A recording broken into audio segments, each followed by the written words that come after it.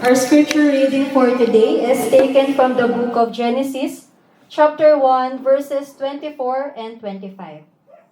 And God said, "Let the earth bring forth living creatures according to their kinds, livestock and creeping things, and beasts of the earth according to their kinds." And it was so.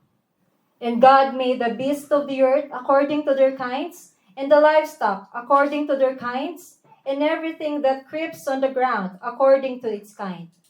And God saw that it was good. May the Lord add conviction upon hearing of His word, and we may all be seated. So ang pamagat po ng message ng Lord for today ay, Bless the beasts. Pag-usapan po natin ngayon yung mga notable animals sa Biblia. Yung mga animals na madalas nating nakikita sa Old Testament, sa New Testament, na ginagamit ng Lord sa kanyang mga purposes, sa kanyang mga salita. Unahin po natin siyempre yung mga agila. Ako po very, very proud sa Philippine Eagle. Alam niyo po ba na yung Philippine Eagle, yung pinaka-majestic na klase ng agila sa balat ng lupa? Napakaganda po. Kung ikukumpara po ninyo yung iba't ibang klase ng mga eagles around the world, the Philippine Eagle is the best, most majestic, beautiful eagle ever. Yung nga lang po, ayan, meron tayong mga pagkukulang ng mga tao, diba? Meron tayong pagkukulang at muntik-muntikan na maubo sa mga eagles. Hagipin po natin sa ating mga pag-uusap ang mga bagay na ito. So ano ba yung sinisimbolize ng eagle? The eagle symbolizes freedom, strength, and power. Halimbawa po, di ba, sabi sa Exodus 19:4, kausap niya yung mga Israelita, pinapaalalahanan niya yung mga Israelita dahil nagtitigas-tigasan na naman ang ulo, stiff-neck na naman sila, hindi na naman marunong lumingon sa pinanggalingan. You yourselves, sabi po, have seen what I did to the Egyptians. Nakita natin, hindi ko na uulitin, kung ano ginawa ng Panginoon para puksain yung mga taong umaalipin sa mga anak ng Diyos. And that was the Egyptians. At nakita natin, kung napanood niyo yung movie, nabasa niyo yung kwento sa Biblia, napaka-epic ng way ng Lord para i-destroy itong mga taong ito. At sabi niya, and how I carried you, Israel, on eagle's wings and brought you to myself. Wala tayong nakitang malaki o higanting agila by that time. Diba? Wala tayong mababasa sa Biblia na ginabayan sila ng malaking agila, tinakpan sila ng pakpak ng agila. Pero yun ang sinisimbolize kasi ng eagle. Kapangyarihan. Hindi lamang yun, alam natin ang eagle kasi, di ba, ang tatalas ng mata niyan. Kitang-kita niya lahat at a distance. Ganun din ang Panginoon. Napakatalas na mata ng ating Diyos pagdating sa atin. Hindi tayo nawawaglit sa mata ng ating Panginoon. At katulad ng isang agila, makapangyarihang agila, iniligtas daw ng Diyos, ng ating Diyos ni Yahweh, ang Israel. With full power. Yun pong ibig sabihin nun. With full power, nakita natin ang kapangyarihan ng Panginoon, paano iniligtas sa mga Israelita. Yun na nga lang biniyak yung dagat, at hanggat hindi sila nakakatawid lahat, walang ibang nagpakita ng ganung power, kundi si Yahweh lamang, ang Diyos lamang. Hindi na natin makikita ngayon yan. You know why? Kung bakit ngayon, alam ba yung baha sa Pilipinas? Kunyari, naging totoong Kristiyano ang mga Pilipino. Walang korap, walang sumasamba sa Diyos-Diyosan, walang Kristiyano sa nguso lang, hindi naman sa puso. Kayang-kaya naman ng Panginoon yung baha. Di ba? Pigilan niya. At bumagyo everyday, walang baha. Kasi may kapangyarihan ng Panginoon sa elements. Kayang-kaya niya yun, pero bakit hindi niya ginagawa ngayon? Kasi pinakita ng Panginoon, di ba? Isang kwento sa New Testament, lumakad nga siya sa ibabaw ng tubig.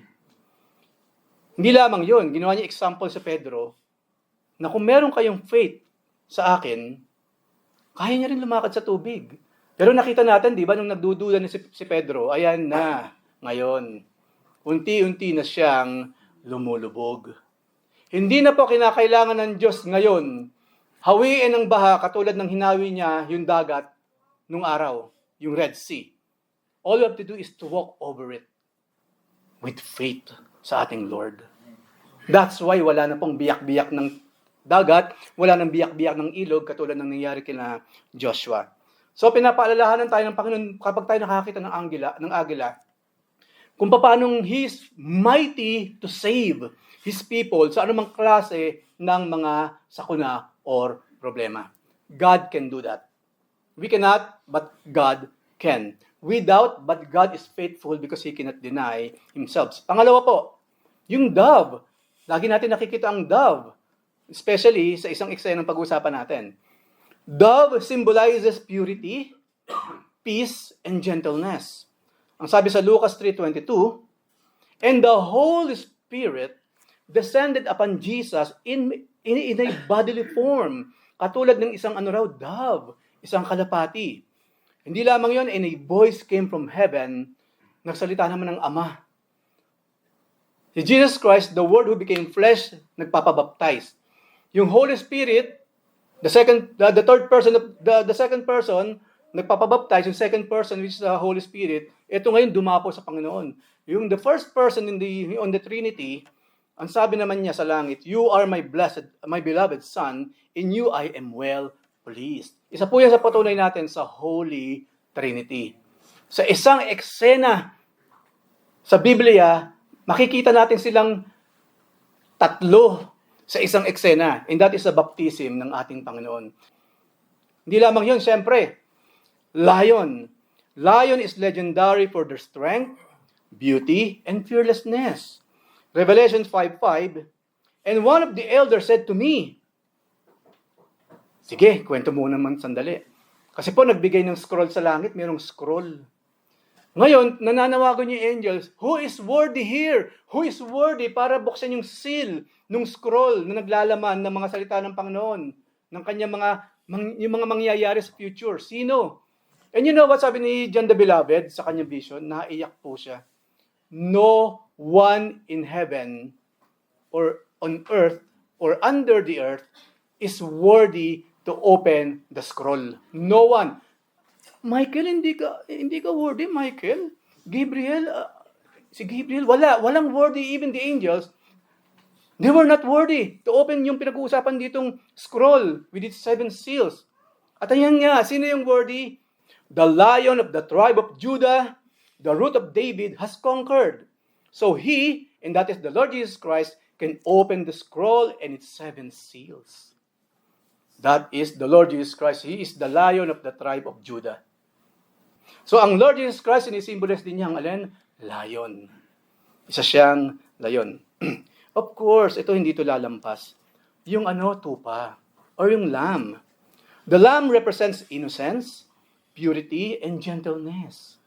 John 1:29, the next day he saw Jesus, si John the Baptist to. Nakita niya ang Panginoon coming to him and said, behold, the Lamb of God who takes away the sin of the world. Nakita ng kanyang spiritual eyes, yung naglalakad na maamong kordero, na one day, in 3 years, siyang iaalay. He will be sacrificed for all of our sins. So sinisimbolize po rin ng lamb ang ating Lord Jesus Christ. Yung walang bahid dungis na sacrificial offering para yung kasalanan natin, hugasan ng kanyang dugo. Napaka-powerful, Gumagamit po ang Panginoon, ang Diyos mismo, ang mga prophets, ng mga animals para i-depict ano man yung gusto lang malaman ng mga tao. Ano naman yung sheep? Sheep symbolized God's people. Ito naman tayo. Ezekiel 34:11 and 12, ang sabi po, for thus says the Lord God, behold, I myself will search for my sheep, and I will seek them out.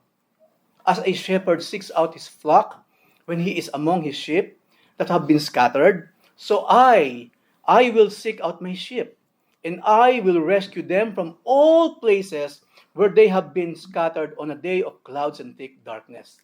Ito yung mabuting shepherd. Sa New Testament, sino yung nagsasabing siya yung good shepherd? The Lord Jesus Christ.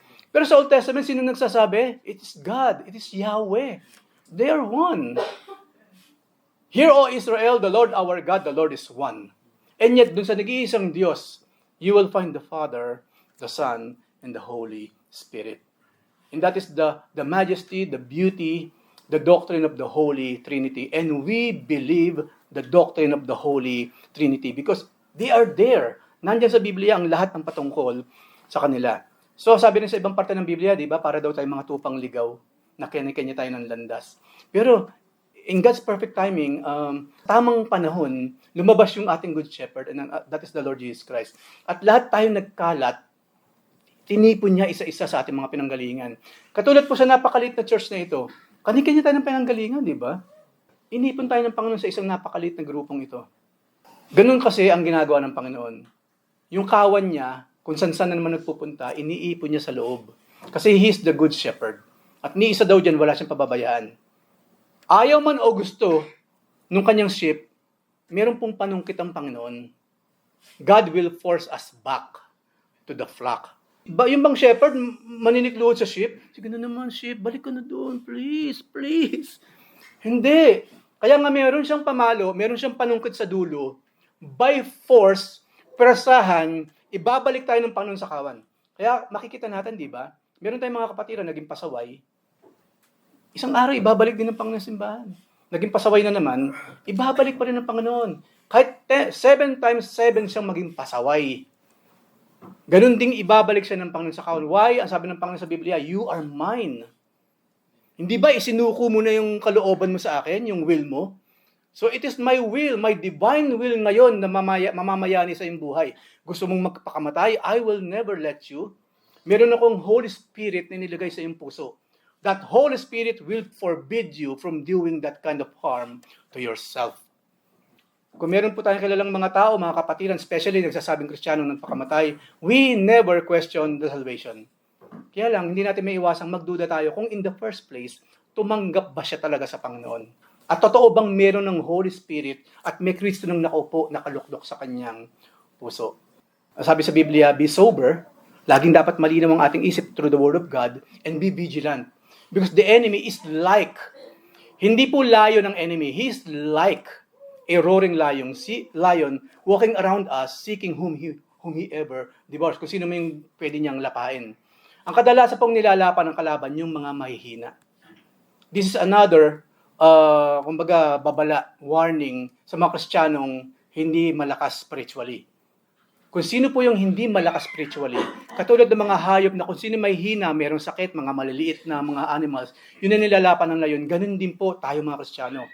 I'm telling you, this is true, this is according to the scripture, kung tayo mahina ang ating pananampalataya, mahina ang ating spiritual na pamumuhay, the enemy is just around. Isang araw, lalapain tayo niyan. Kaya magpalakas ng pananampalataya, magpalakas spiritually through the word of our Lord. Kung hindi man tayo nakakadalo every Friday kasi may trabaho, ganun talaga eh. Pakinggan natin, makinig tayo online. Kasi wala tayong ibang paghuhugutan ng lakas, kundi ang salita ng ating Panginoon. Mayroon pang isa, yung kabayo. The horse symbolizes strength, power, and kadalasan po, military might. Yung mga stallions, yung mga kabayo na yan.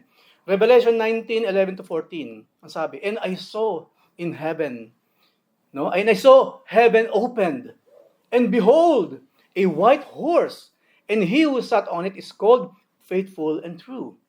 And in righteousness he judges and wages war. This is the real holy war, hindi yung war na ginagawa ng reliyon ng bansang ito.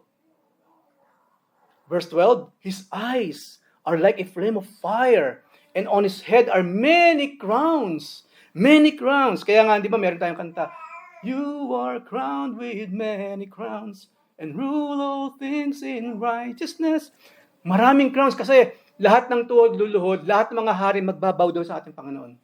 Siya lang talaga ang merong ganung klase ng authority to be the King of Kings and the Lord of Lords. Kaya ang dami niyang crowns. Hindi lamang yon, ito pa, excited ako dito. And he has a name written on him which no one knows but himself. Again, meron pa palang pangalan ng Panginoon na hindi natin alam. Siya lang nakakaalam. Buti lang ang Panginoon, napakatalino talaga. Hindi niya pinakita kay John yung pangalan niya sa langit. Kasi ulitin ko po, ganun tayo mga tao, lahat tayo, yun ang pangalan kukunin natin. Hindi lamang yan, di ba? Makikita pa natin yung kabayo, hindi lamang siya sinasakyan ng ating Panginoon. This is the Lord Jesus Christ. Hindi ba meron ding ibang horses pa sa Biblia? Yan, di ba? Iba-ibang kulay. Merong red, merong black, merong white, merong pale horse. Hindi lamang kung merong horse, meron namang kabaliktaran ng horse. Yun po yung donkey. Donkey symbolizes humility, service, and peace. Zechariah 9:9, sabi po, Rejoice greatly, daughter of Zion. Shout in triumph, daughter of Jerusalem. Behold, your king is coming to you. King, ha? Napaka-regal, napaka-majestic. He is righteous and endowed with salvation. Humble and mounted on a donkey. Hindi lamang basta donkey, even in a colt, the foal of a donkey. Batang donkey pa. Alam niyo po ba kung bakit ginawa ng Panginoon sa kanyang triumphal entry? Donkey ang kanyang ginamit. Kasi po, kinokontra ng ating Panginoon, yung general thinking ng mga Hudyo by that time, na yung king na pinapangako sa Old Testament, yung king na papalit kay Herodes, yung mighty king na mayroong kasamang army, parang Rambo king, yun ay inaakalala, ganun yung klase ng king kasi. Eh nung dumating ang Panginoon, kabaliktaran talaga, kaya yung mga Pharisees, lalong gigil na gigil. Ito ba ang king? Lalo tayo pagtatawanan ng mga Romans dito, ito ba yung king? Nakaupo siya. Hindi pa niya pag-aari yun, di ba? Hiniram lang niya yun sa tao. Another miracle, inutusan yung mga disciple, pumunta ka sa bayan, ngayon makakatagpo kayo doon ng kasi dalawang hayop na kinuha eh. Pag tinanong kayo, ba't yung kinukuha? Sabihin niyo, kailangan ng aming master. At ganoon ang ginawa nila, nagkaroon ba ng eksena doon, nagsuntukan pa sila para makuha yung mga animals? Hindi. You know why? Katulad ni Eleazar, yung kay Isaac, di ba? Pinapunta ni Abraham, yung kanyang tauhan, si Eleazar, I think, pumunta sa bayang yun para kukunin yung kanyang mapapangasawa. Pero sabi sa kwento, kasi nag-aalala yung si Eleazar, kung yun man ang pangalan niya, sabihin ko man yung sinasabi ni Abraham, ng aking master, wala akong konting hint kung maniniwala sila, baka suntukin pa ako noon, nasaktan. Pero alam niyo sa kwento, nauna na ang anghel ng Panginoon. Merong nang nauna doon bago siya nakarating. Ang napakagandang katotohanan sa kwentong yun, kapag tayo natusan ng Panginoon, naka-ready na yung pinapagawa niya. All we have to do is to obey at pick upin na lang ano man ang pinapagawa niya. Nauuna na siyang ayusin ang lahat ng gusto niyang ipagawa sa atin. Kaya nga po, pag may pinapagawa ang Panginoon, huwag tayong matakot kasi inayos niya na yun. Nauna na siya bago pa tayo. Why fear? Nandun na ako. Inayos ko na. Pupunta ka na lang, pick upin mo. At ang pinikap niya po, babae. Yung mapapangasawa ni Isaac. Ang ganda-gandang kwento. Ang ganda-gandang love story. Both love story ng tao sa kapwa-tao, sa love story ng Diyos sa kanyang mga nilalang. Ang ganda-ganda po ng kwentong yan. So, balik po tayo sa donkey. Sa mata ng Panginoon, hindi po malit ang donkey. Because it's a symbol of humility, service, and peace. So why not? No? Kung tatawagin tayo ng Panginoon, pero siyempre hindi. Ang gusto ng Panginoon, hindi tayo donkey, siyempre, iba pagkakalikha sa atin. Kasi nilikha tayo sa wangis niya eh. Pero taglayin daw natin yung what? Yung anumang merong characteristic or attitude yung donkey. Let us be humble, always at service kung kailangan ng Panginoon, at lagi pong tayo punong-puno ng kapayapaan. Especially po sa panahon sa ngayon. Of course, last po, maraming po yan, pero ilas na natin. Ayan. Yung serpent, mga ahas. Of course, ano pa ba naman ang sinisimbolize ng serpent? Serpent symbolizes deception and evil. Genesis 3:1. Now the serpent was dishonest than any other beast of the field that the Lord God had made. Yes, ang Diyos din po lumikha sa mga kobra, sa iba't ibang klase ng mga ahas, pero yung specific po kasi na serpent na yon, ginamit ni Satan. Opo. Hindi naman po sinasabi doon na kapag nakakita ng ahas, lumayo ka! Kampo ng kadiliman. Hindi, kinakain pa nga ng iba yung sawa eh. Ang sarap nga nun, di ba? Pag ginatayo, ang sarap nun. Parang pinagsamang manok at baboy or what. So, hindi po as per sa evil yung ahas o yung sawa, yung cobra or what. Pero by that time kasi talaga, nakonekta siya tuloy. Nakonekta siya sa ginawa ni Satan. Yung evil na pagiging tuso, yung pong word na tuso, wala sana masama doon, ibig sabihin nun, wise kasi. Ang Tagalog naman ng wise, tuso. Kaso sa atin kasi, di ba, pag sinabing tuso, naging evil na kaagad eh. Kaya hindi na natin tuloy ginagamit yun. Wais sila. Yung mga tuso, naging wais tuloy. Pero maganda sana yung word na yun, kaso pag ginamit kasi ngayon, in a very negative way. Kaya wise na lang, wisdom na lang, sige, sa English na lang natin gamitin. Di ba, yung word na wise. And of course, kung hindi ko na po isinama, meron pong parte ng Biblia, ang Lord din naman nag-uutos sa mga Israelita, di ba? Kasi sabi ng Panginoon, maging faithful lang kayo sa akin. Kapag dumadaan kayo sa ilang, Kahit maraming wild animals dyan, maraming ahas, hindi kayo matutuklaw. Huwag kayong lalabas sa liwanag na dulot ko. Kasi meron pong kwento sa Biblia sa gabi. Ano raw si Yahweh sa gabi? Yung sa kanyang Shekinah glory. Haliging apoy. Hindi lang pong nagsisilbing init ang Panginoon sa gabi. Nagkikip warm sa mga Israelita. Sa rin yung tanglaw sa kanilang landas. Sabi ng Panginoon, huwag kayo lalabas sa tanglaw ng aking liwanag at kayo tutuklawin ng ahas. Ang tao kasi kung anong pinagbabawal, yun ang gustong-gustong gawin. May mga nangangamatay. Ang titigas talaga ng ulo. Yun yung something na hindi natin maintindihan sa tao. Kung ano yung pinagbabawal, yun ang ginagawa. Ulitin ko po, pag tayo, hindi tayo nanatili sa liwanag ng Diyos, nagpasaway tayo, katulad ng lagi natin ginagawa, konting labas po lang po natin sa liwanag yan, tuklaw ng kalaban or kamatayan na naghihintay sa atin. Kaya nangyari, anong nangyari? Ang titigas talaga ng ulo, Panginoon, lumalas, dapat ito namamatay. Okay, ganito gawin natin kasi napaka-merciful ng Panginoon, full of grace and mercy. O sige, gagawa tayo ng symbol. Okay? Gumawa ka ng symbol ng ahas. Yung nehstan, nakatuyo sa pole. Pag merong mga tinuklaw dyan na kasi napakapasaway naman kasi, pag tinaas nyo yan at tumingin sila doon, sila'y gagaling mula sa tuklaw ng mga ahas. At mahabang panahon na nangyari yon. Sa tuwing sila'y na-harm ng mga animals, especially ng ahas, pag tumingin sila doon, nawawala yung kanilang pagkakasakit. Hindi sila namamatay. Kaso nga po, again, ang husay talaga natin kasi, yung magandang symbol na ginawa ng Panginoon, ano ginawa ng tao later on? Sinasambanan niya. The symbol became an idol. Nagalit ang Diyos. Bakit niyo sinasamba yan?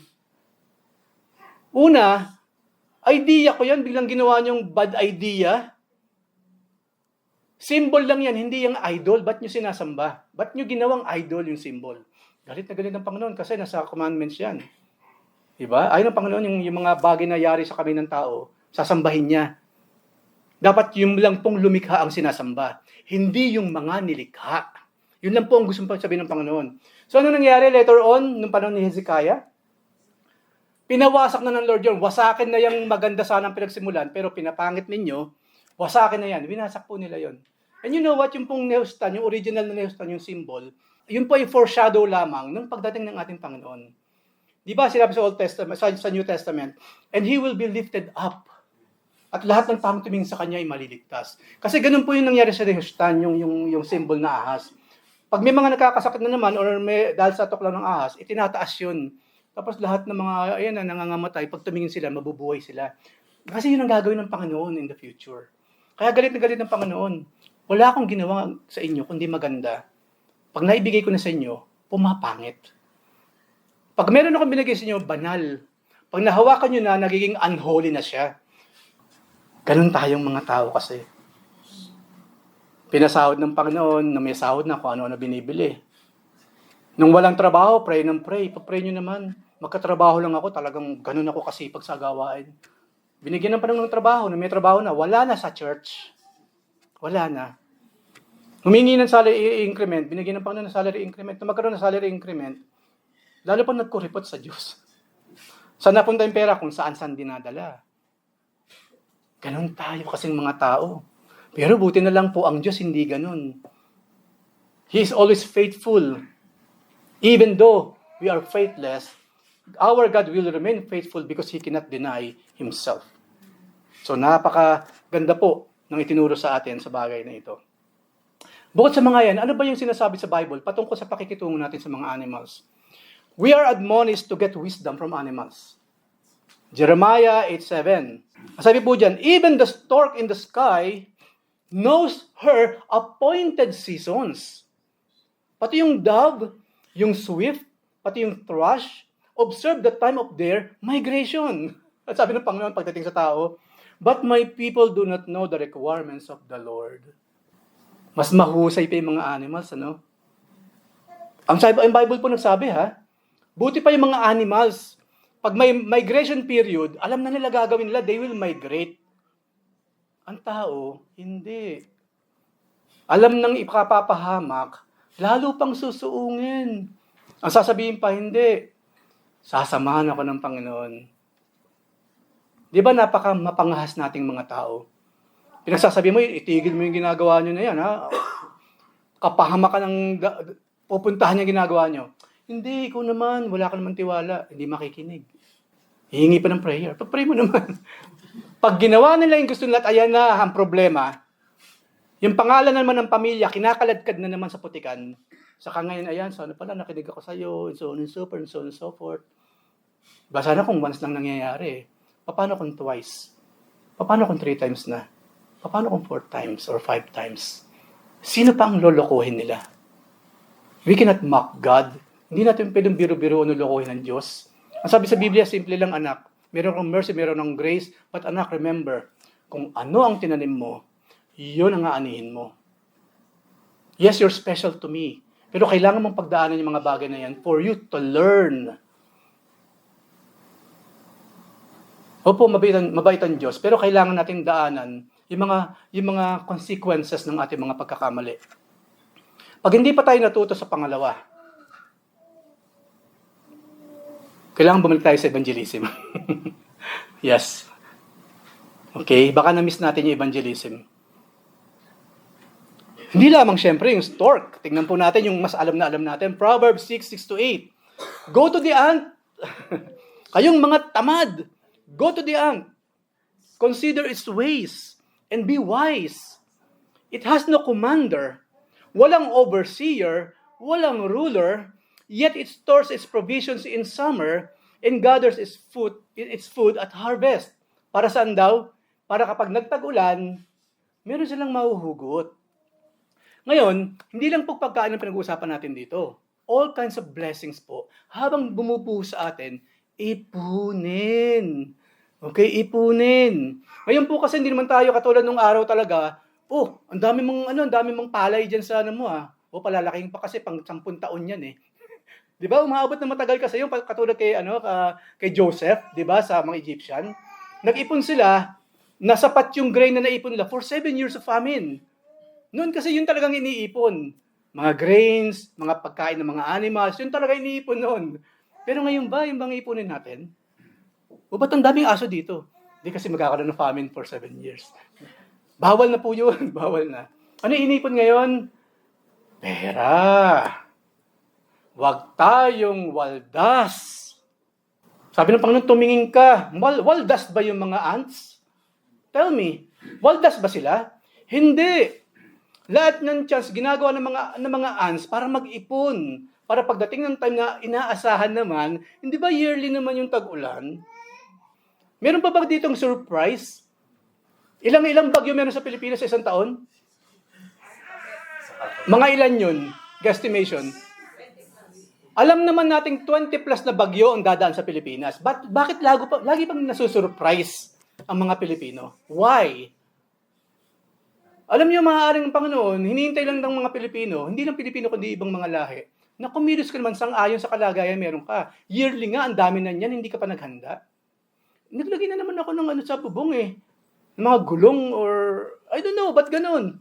May gulong na nga, merong hollow blocks Kasi mali Kailangan maging wise sa mga Pilipino, maging matalino.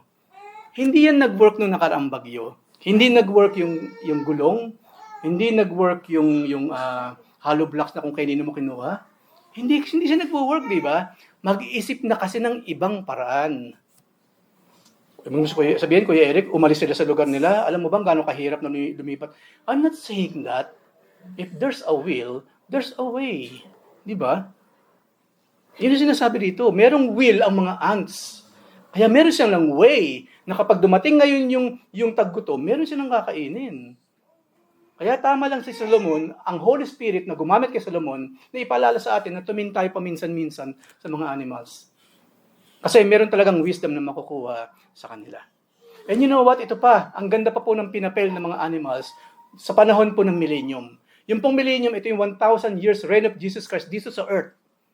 And we hope and pray lahat tayo na sa millennium, makasama sa millennium, pag dumating yung panahon na yon. Sabi po sa Biblia, all sinners. Hindi ko naisa-isa ano yung mga brackets sa mga sinners. Walang makakapasok sa kaharian ng Panginoon, sa New Jerusalem. Wala. They will be outside. Or worse, they're gone already. Diba? They're gone already. Sa millennium po, andyan na naman yung mga animals. Hindi sila itchat pwera. Ito po yung vision na nakita na Isaiah patungkol sa paradise restored. na mga panahon na yan. Simple lang, sabi niya, the wolf shall dwell with the lamb. Hindi niya nakakainin yung lamb chops. Di ba? Hindi na. Maglalaro na lang yung wolf saka yung mga kordero. And the leopard shall lie down with the young goat. Dati kakangatain niya yun. Ngayon hindi na. And the calf and the lion and the fattened calf pa, pinataba pang klase ng baka o maliit na baka, they're together naglalaro. And hindi lamang yun. A little child shall lead them. Imagine si Levi, saka si Samson, naglilid sila ng mga layon. Talagang kahindik-hindik yung eksena na yun. O, asan na itong batang to? Asan yung dalawang yan? Kita-kita mo doon, mga wolf, mga lion, nililid nila. Ganun po talaga mangyayari sa panahon na ito. Kaya, it's very important for us to be with them sa mga panahon na ito. Di lamang yun. Verse 7, the cow and the bear shall graze. Sabay sila kumakain. Yung bear, kumakain ng damo. Imagine that, dapat kinakain niya yung cow. Amazing. Napaka-amazing. Ano pa? Their young shall lie down together. Yung mga puppies nila naglalaro. And the lion shall eat straw like the ox. Babalik yung time, katulad po sa Garden of Eden, mga vegetarian talaga yung mga herbivore. Lion kumakain ng halaman. Imagine that. Imagine that. Mangyayari siya. Siguro ako, pag dumating ito, nakikita ko, manlalaki talaga mata ko dyan. Diba? Imposible kasi siya, and yet it will happen. The nursing child shall play over the hole of the cobra. And the weaned child shall put his hand on the others. Then isusot ng kamay nila, hindi sila tutuklawin ng mga ahas. Kasi hindi ba, mga wala pang isip yung mga baby na yan eh. Pero pag hinawakan nilang ganun yung mga lungga, walang tutuklaw, makikiliti pa sila, di ba? Didila-dilaan ng mga ahas yung kanilang mga kamay. And they will be happy because of that. Nakakatuwa. Verse 9, they shall not hurt or destroy in all my holy mountain. For the earth shall be full of the knowledge of the Lord as the waters cover the sea. Yung pala, dito po sinabi dito, kapag tayo talaga kulang sa knowledge of God, violence abounds. Kapag tayo kulang sa knowledge of God, evil abounds. Kapag tayo kulang sa knowledge of God, destruction abounds. Pero kapag tayo raw, full of the knowledge of the Lord, ito mangyayari. Yung mga layon, yung mga bear, hindi mo na kinakailangan gawing carpet. Buhay sila habang tayo nakahiga sa kanila. Ganun po kasaya itong panahon ng millennium. Alam niyo, marami pa po ito, kayo na pong bahala magbasa. At kapag binasa ninyo, use your imagination. Huwag niyong bilisan. Isa-isahin ninyo and you will experience it in a way and you will be excited sa panahong naghihintay para sa mga tunay na anak ng Diyos. Hindi lamang po yan. We are commanded to take care of the animals. Congratulations sa mga mahilig sa animals, sa mga nag-aalaga. Congratulations po sa inyo. Pero hindi lamang dapat basta nag-aalaga. Ang sabi sa Proverbs 12:10, the righteous care for the needs of their animals, but the kindest acts of the wicked are cruel. Yung mga taong masama talaga, kahit yung mga pinaka-kind nilang dapat gawin, hindi pa rin kind yun. Masama pa rin. Imagine this, yung mga tunay na mababait, lahat ng gawin nila, puno-puno ng kabaitan. Yung mga taong talaga namang salbahe, kahit yung kabutihang ginagawa nila, cruel pa rin. Ang Bible po nagsabi, not me. So, sabi po rito, alagaan ang mga animals. Yung needs nila dapat ibinibigay. Kinuha-kuha mo yan sa jungle, kinuha-kuha mo yan sa himpapawid, ngayon nasa kami mo na, tapos hahayaan mo lang. Hindi lang yun, di ba? Ginagawang stuffed toy, pinapatigas or what. Ano pa? Psalm 50:10-11. Why? Bakit ganun ang sinabi sa Proverbs? Why? Simply because, sabi ng Panginoon mismo, for every beast of the forest is mine, and the cattle on 1,000 hills. I know all the birds of the mountains, and the wild beasts of the field are mine. Akin yan. Kinuha mo sa natural habitat nila, ngayon nasa poder mo na, ingatan mo yan, ha? Kaya hindi po basta-basta ang pag-aalaga ng animal. Mahal sila ng Diyos pag nasa atin na, please, pakainin, alagaan. Kasi kung hindi, palayain na. Palayain. Naghahanap lang ako ng ilang mga verses patungkol sa pagpepet sa mga animals. Definitely may mga pets. Pero iisipin din natin kasi maraming gumagawa na ito. Imagine nasa laya yung mga yan eh. Yung mga zoo, yung mga layon na yan, mabilis silang mamatay yung mga nasa zoo kasi hindi nila natural habitat yun. Dapat tumatakbo sila eh. Alam niyo po ba yung mga predator ng mga animals? Kailangan silang mag-hunt para may makain. Hindi sila yung tipong haainan mo sila at kakain sila. Kailangan nilang mag-hunt kasi. Parte yun ng buhay nila. If they will not do that, kakain lang sila, they will die sooner. Ngayon mga animals ko, ako, of course, hindi ako nag-aalaga per se ng animal. Okay, hindi ko man pinagtatanggol ang sarili ko. Pero sa akin lang, imagine all of those pets na meron tayo, nasa laya dati yan eh. Pero ngayon, kinuha nating pets, now it is our responsibility, mabuhay siya ng maayos. Again, dahil pag-aari sila ng Diyos. Yung rabbits, okay lang, tapos alagayan, ang cute-cute, papatayin, kakainin. Okay, fine. Mamimili pa, ito po, ang cute-cute niya. Mamaya kakatayin na makakainin din niya. Kasi sinabi rin po sa ibang parte ng Biblia, those animals after the fall, given ng Panginoon ng mga animals for us as food. After na po ng kasalanan. Pero kung hindi tayo nagkasala, they are just like those cute, cuddly lions and bears around us. Anyway, i-restore na naman Panginoon yun. I-restore niya ang lahat ng mga ito. Hindi lamang yun, matatapos na po tayo. Animals were present when Jesus was born. Buti pa itong mga ito. Ang sabi sa Luke 2:6-7, pinatutungkol si Joseph, si Mother Mary, hindi pa si Mother by the time si Mary. And while they were there, the time came for her, si Mother Mary, to give birth. And she gave birth to her firstborn son, of course that's Jesus Christ, and wrapped him in his swaddling cloths and laid him in a manger. Bakit naman sa sabsaban ng mga animals? Because there was no place for them in the inn. Imagine kung alam lang nila kung sino yung pinanganak na yon, the creator of heaven and earth, the King of kings, the Lord of lords, the creator of angels, the King of angels, yung mismong Diyos na nagbibigay ng hininga at pagtibok ng puso, wala pa silang place for that baby. To the point, ang Panginoon, dun siya sa sabsaban, sa kulungan mismo ng mga animals. Alam naman natin gano'ng kabaho dun. Napaka-unhygienic, di ba? Imagine ng mga babae, si Mother Mary, nanganak siya sa ganong klase ng lugar. Napaka-unhygienic. Dito nga sobre. Napakalinis, di ba? Nagkaka-infection pa rin. Samantalang VIP room na nga. Ingat na ingat pa yon. Minsan nagkakasakit pa pag nanganak. Si Mother Mary, dun nanganak si Mother Mary. Napakaruming lugar. Maraming naglipa ng mga nato yung kung ano-ano doon sa air na pwedeng mag-infect kay Mother Mary. But okay, we're talking about God here. Nandun yung ganong klase ng miracle, providence ng God na pinanganak by that time. Na healthy po, good news po, nanganak po ng maayos si Mother Mary. Di ba? By that time. Wala pang infection, healthy po yung mga bata, sa kabila ng kanilang kalagayan by that time. Sa kabila po nun. At syempre, since lugar yun ng mga animals, definitely may mga animals around them. Dumating pa yung mga shepherds, dumating pa later on, nung nakatira na sila sa isang inn, kasi nagkaroon ng bakante, nung nasa inn na sila, dumating naman yung mga, wise men. Hindi po 3 kings. Walang 3 kings sa Biblia. Number 1, walang sinabing 3 sa Biblia. Walang sinabing kings sa Biblia. Ang ginamit po, wise men. Pag sinabing men, plural, is either dalawa sila, tatlo, or mas marami. And definitely, hindi sila king. Tinatawag sila magi, wise men, not king. So, sorry na lang po sa mga mahilig sa kantang, We 3 kings of Orient are. Sorry na lang po sa inyo, wala po sa Bible yon. Wag na rin po tayo maghintay ng 3 kings sa January. That is a lie. Wala po sa Bible. If any one of you here, i-questionin ako about that, let's talk about it. Simple lang po gagawin ko, ituro mo sa akin nasa ng wise, ang 3 kings sa Biblia. Wala po kayo makikita. Hindi lang po yun, wala pong pangalan. Wala po sinabi sa Biblia na Melchor, Gaspar, at Baltasar. Wala pong sinabi sa Biblia.